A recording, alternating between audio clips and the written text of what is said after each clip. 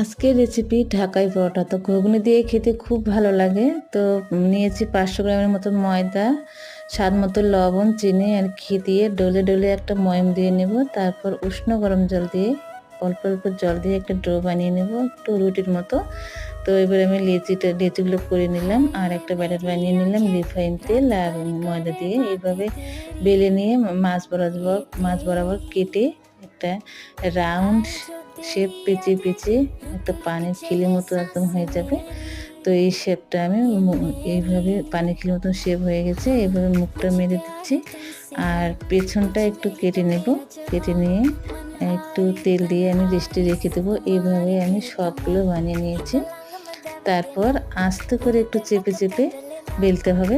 বেলে তারপরে কড়াই দিয়ে ভাজতে হবে, নইলে শেপটা নষ্ট হয়ে গেলে ফুলতে চাইবে না। তো তোমাদের ভালো লাগলে তোমরা